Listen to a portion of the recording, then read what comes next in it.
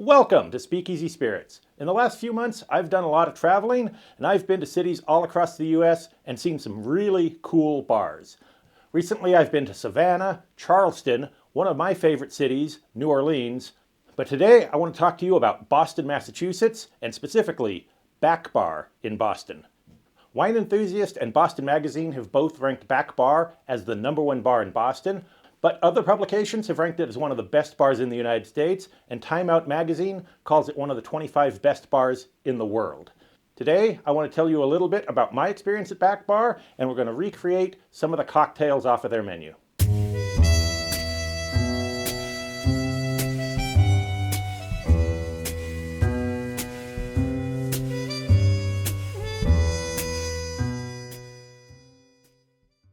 Before we get to the cocktails, let me tell you a little bit about Backbar.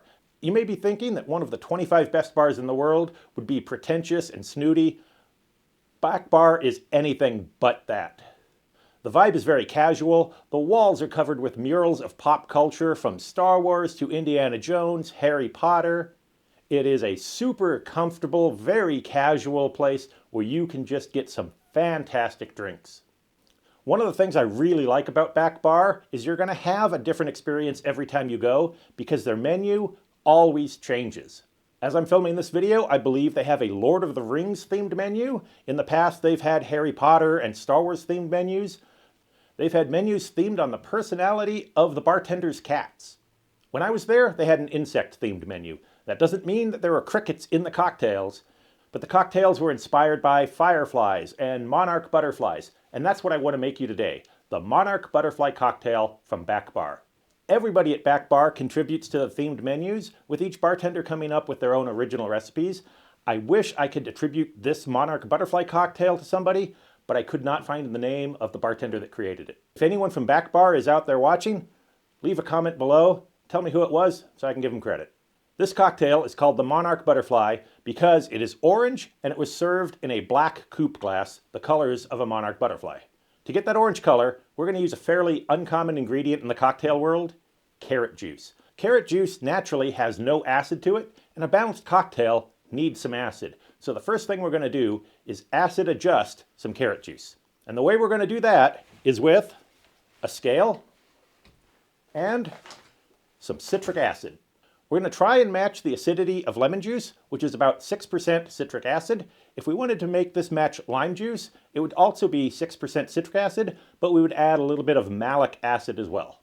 The math on this is going to be really simple. Since carrot juice already starts with no acid, we're just going to need to add 6 grams of our citric acid to make 100 grams of juice. I want to make about 300 grams of juice total, so we're going to start with 18 grams of citric acid. So we're going to put our container on the scale, zero it out, and we'll add citric acid until we hit 18 grams.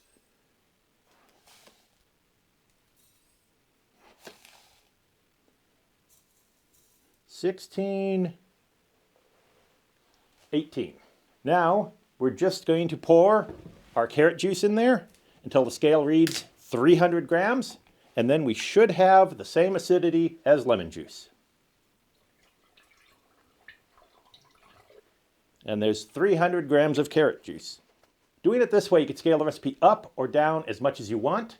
And I want to make a few cocktails out of this carrot juice. That's why I went with 300 grams. Now let's see if that worked. Here I have some fresh squeezed lemon juice. And here, let's take a taste of our carrot juice. Let's start with our lemon juice. It's very tart and acidic. You know what lemon juice tastes like. And our carrot juice.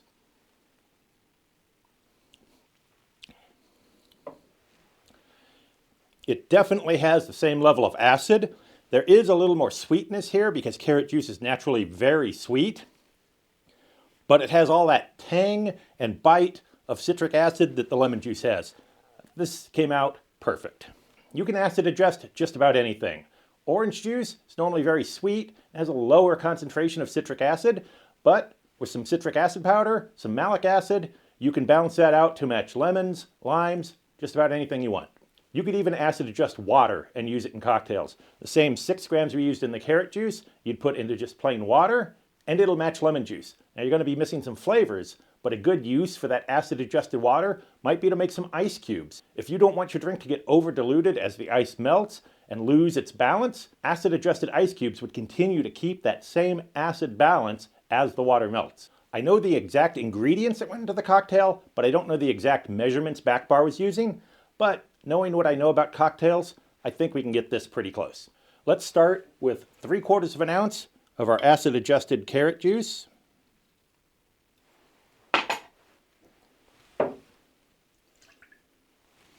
To that, we're going to add some bourbon. Backbar used Angel's Envy, but I'm going to use some Michter's Small Batch.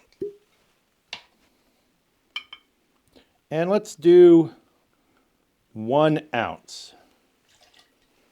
For a liqueur, we're going to add 1/2 ounce of yellow chartreuse. This is an herbal liqueur sweetened with honey. If you can't find this, a good alternative would be Strega. The next ingredient is passion fruit. Now I don't know if they were using passion fruit syrup, puree, or juice, so we're going to use this Real passion fruit puree syrup. This may be a little on the sweet side, but it's got really nice, accurate passion fruit flavor. We're going to go with 1/2 ounce. The next ingredient is salt, and we're going to add that in the form of a saline solution. This is just salt, regular table salt, dissolved in water. And we're just going to put in a little dash. That's going to help enhance the flavors, but it won't be so much that it makes it salty. Now, we're going to shake this over ice for about 15 seconds.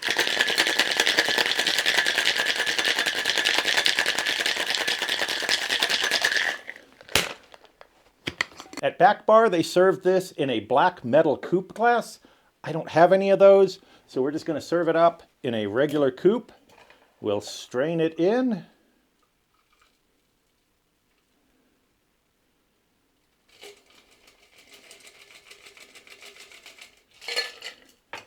And you can see how closely that orange color replicates a Monarch butterfly. If we had the black glass, this would look perfect.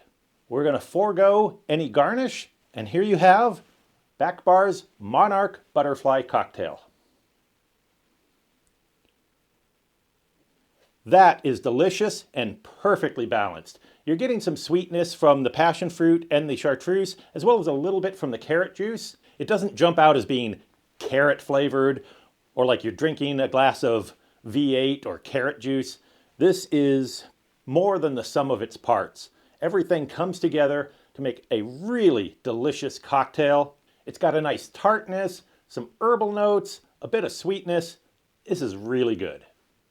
When I go out for drinks, I like to sit at the bar and get to know my bartender. Now, my bartender this night at Backbar was Alexis, and he made us some fantastic cocktails. This next cocktail is one of his recipes, and it's a coconut version of a corpse reviver, one of my favorite cocktails. We're going to start with 3/4 of an ounce of lime juice. Lime and coconut are a great combination. This is a variation of a corpse reviver. All the ingredients are going to be in equal parts. The next ingredient is Cocoa Cartel rum. Now this isn't Malibu or Parrot Bay rum. It's not one of those sweet flavored coconut rums. This is real rum that's then proofed down with coconut water. Pretty much all spirits are going to be diluted to some degree, usually with just plain water. But since they're using a good rum here, and they're doing that dilution to bring it down to the proper percentage with coconut water, it adds a really nice flavor without bringing in that sticky sweetness or artificial coconut flavor. I don't have any Coconut Cartel, but I do have this Plantaray cut and dry coconut rum, which is made much the same way. This is a blend of some of Plantaray's rums that are then aged on the coconut flesh to pull out some of that coconut flavor without really adding any sweetness. That lets us control the sweetness instead of using something sticky sweet. We're going to use 3/4 of an ounce. Now, keeping with standard corpse reviver tradition, the next ingredient is going to be Coca Americano. This is an ingredient that both the corpse reviver and this cocktail share. And once again, 3/4 of an ounce. Coca is an aromatized wine, so it's a lot like a vermouth, but the flavors I think are a little stronger. It has a little more bitterness. And the last ingredient is coconut liqueur. At Backbar, they're using Kalani coconut liqueur. This is a rum-based, 30% alcohol, coconut-flavored liqueur made out of Mexico. Unfortunately, the nearest bottle I could locate is in Jacksonville, Florida, which is about a 12-hour round trip for me. So my apologies to Backbar, since I can't get the Kalani and I couldn't find any decent coconut liqueurs, I'm going to use Malibu. If you can find it at all, please use the Kalani coconut liqueur in here. This is unfortunately a substandard placeholder for it. Now, we're going to shake this over ice.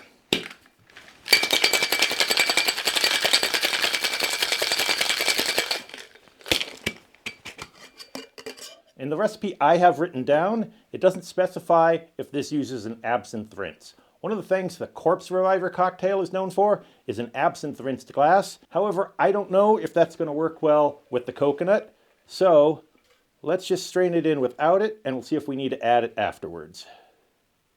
And that is the Coconut Reviver from Alexis, a bartender at Backbar in Boston. Now that's pretty good.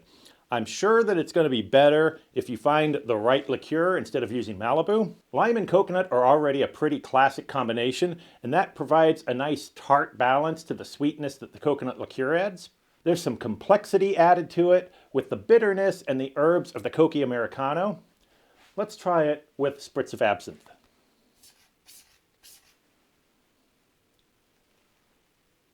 That makes a big change to the smell of the cocktail. You now have some licorice notes of the absinthe. I think the absinthe is optional, but I definitely recommend it. It may not seem like that licorice anise note of the absinthe would play well with coconut, but it really does here. It adds some more complexity, some more herbal notes. It really makes it a much more complex cocktail that you can really sip and explore. As I said before, Backbar's menu is always changing with new themes and new cocktails. But one thing that always seems to be on there is a note to challenge your bartender to make you something. These are some fantastic bartenders with the skills to make a cocktail based on the flavors and the spirits that you enjoy. And that's exactly what we did with this next cocktail. My wife wanted something chocolatey. So we asked our bartender, Alexis, to make us a cocktail combining creme de cacao with yellow chartreuse. Since he was making this cocktail up on the fly, he really didn't have a name for it, so we're just going to make the unnamed creme de cacao cocktail. This is going to start with 3/4 ounce of lemon juice. Next we need 1 ounce of yellow chartreuse, or Strega as a substitute.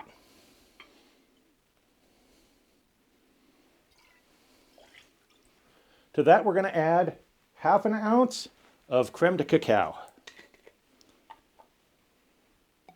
Now you're going to want a white creme de cacao.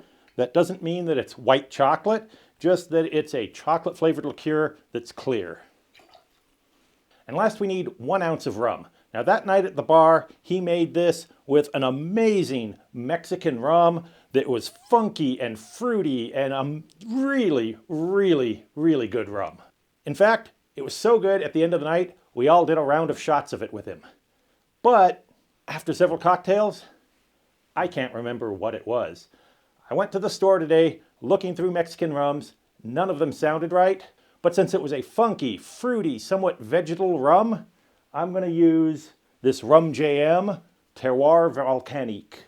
This is a rum agricole. It's probably going to be about as close to that Mexican rum as I can get. And we're going to use 1 full ounce. We're using lemon juice once again, so this is going to be a shaken cocktail.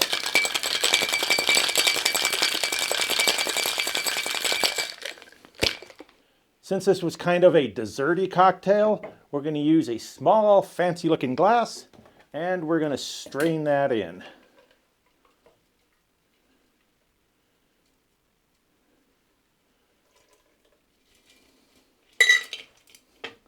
Once again, we're just going to skip the garnish on this and dive right in.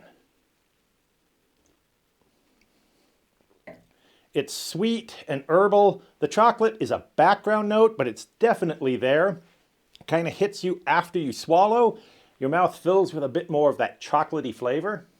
But what you're getting up front is some of those grassy, funky rum notes, along with the herbs and honey of the yellow chartreuse. I would definitely classify this as a dessert cocktail. It's a little on the sweet side, but it's a great way to finish off the night.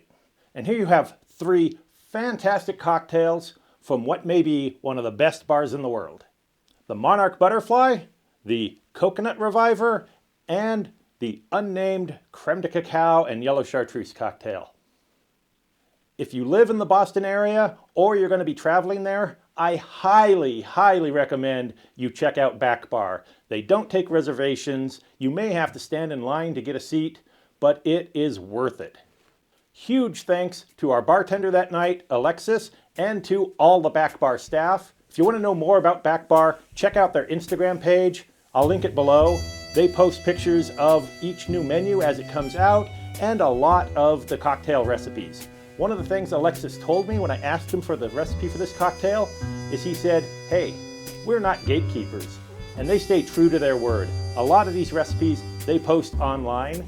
So check out their Instagram pages. Most of the bartenders also have their own Instagram pages. Go out there and give them a like. And while you're at it, take a second to like and subscribe to my channel. Thanks a lot. We'll see you next time.